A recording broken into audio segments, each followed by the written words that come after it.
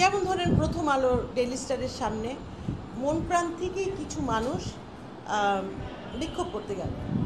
এটাকে ইলিয়াস হোসেন বানিয়ে দিলেন ওনার কাজ, কথার কথা। এটা তো ঠিক না।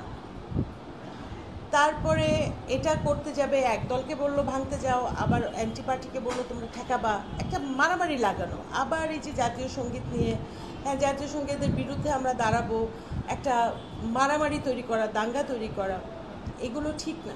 ইলিয়াস হোসেনকে নিয়ে তো কথাটা আসলে আমাদের থামিয়ে দেওয়া উচিত, কারণ এত অ্যাটেনশন দেওয়া উচিত না ওনাকে, আমার মনে হয়।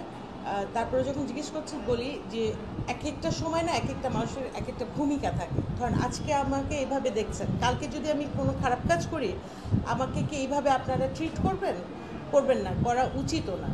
তো একই কথা ইলিয়াস হোসেন, পিনাকি ভট্টাচার্য বা আরও যারা ইনফ্লুয়েন্সার আছেন, প্রত্যেকের জন্য প্রযোজ্য যে আপনারা যদি আপনাদের ইন্টিগ্রিটি এবং আপনাদের তথ্যের সত্যতা শতভাগ পরিচ্ছন্ন এবং পরিষ্কার না রাখেন, তাহলে আপনাদের কথা বলা বন্ধ করা উচিত।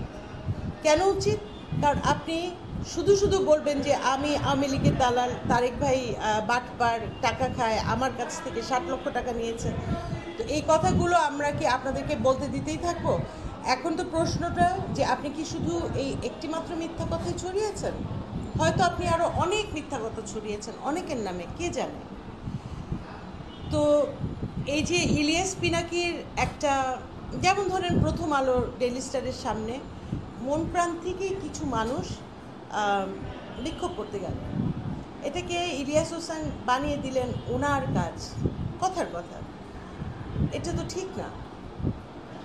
তারপরে এটা করতে যাবে, এক দলকে বললো ভাঙতে যাও, আবার অ্যান্টি পার্টিকে বললো তোমরা ঠেকাবা, একটা মারামারি লাগানো। আবার এই যে জাতীয় সঙ্গীত নিয়ে, হ্যাঁ জাতীয় সঙ্গীতের বিরুদ্ধে আমরা দাঁড়াবো, একটা মারামারি তৈরি করা, দাঙ্গা তৈরি করা, এগুলো ঠিক না।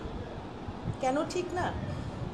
দেখেন, আমাকেও তো মানুষ বলে যে আমি অনেক জায়গায় যাই, প্রতিবাদ করি, প্রটেস্ট করি। আমাকে মানুষ অনেকে বলে না যে আমি হচ্ছে মেয়েদের জঙ্গি। কিন্তু আমি যেখানে যাই, বা সবারই উচিত যেখানে যাওয়া, সেটা কোন পারপাসে যাচ্ছেন, কি অবজেক্টিভ, সেখানে আপনার সততা থাকতে হবে। অবজেক্টিভের জায়গায় যদি আপনি পলিটিক্স করেন, আপনি যদি মানে ধূর্ততা করেন, চতুরতা করেন, তাহলে আপনি হচ্ছেন গাদ্দার, রাজাকার। আর জুলাইয়ের পরে এগুলো করা ভাই মানে রীতিমতো পাপ। কাজে আমি ইলিয়াস হোসেন ভাইকে বলবো, আপনি নতুন দল তৈরি করতে চান, আমজনতা দলের মানুষ নিয়ে সেখানে করতে চান, করেন। কোনো দিন আপনি এই সমস্ত নোংরা আবর্জনার স্তরে নিজেকে আর নামাবেন না। আমি জিনিসটা নিয়ে খুব বেশি বাড়াবাড়ি করছি না, কারণ এটা আমার রুচিতে লাগে। কিন্তু মনে রাখবেন যে আপনি অনেক বড় একটা অন্যায় করেছেন, অনেক বড় একটা অন্যায় করেছেন। আপনি, আপনার হাতে বাংলাদেশের কোনো মেয়ে নিরাপদ কিনা আমি নিশ্চিত না। আমি জানি না আপনার নিজের মানে কন্যা সন্তান আছে কিনা, বা মানে এগুলো না খুব মানে গর্হিত ধরনের অপরাধ। এবং ইলিয়াস হোসেনের মতো একজন মানুষ যদি এরকম মেয়েদেরকে ওই কি বলে মানে একটা কি পুরুষদেরকে মানে কি বলবো, এগুলো বলতেও একটা ভাষারও সমস্যা। কথা হচ্ছে আপনি এই কাজগুলো আর করবেন না, এক। আর পিনাকি ভট্টাচার্য অলরেডি তো দেখেছেন, ওনাদের মুখ খুব কালো। খেয়াল করেছেন কিনা জানি না, কয়েকজন ইউটিউবারের মুখ খুব কালো। এই লন্ডনের মিটিংটা হওয়ার, আমি লন্ডনের মিটিংয়ের পক্ষে বিপক্ষে বলছি না, কিন্তু আমি বলছি যে কয়েকজন ইউটিউবারের মুখ খুবই অন্ধকার।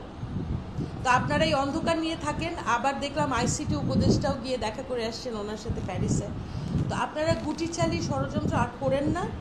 বেটার আপনাদের যে ব্রেইন আছে, আপনাদের যে বুদ্ধিমত্তা আছে, সেটাকে ভালোভাবে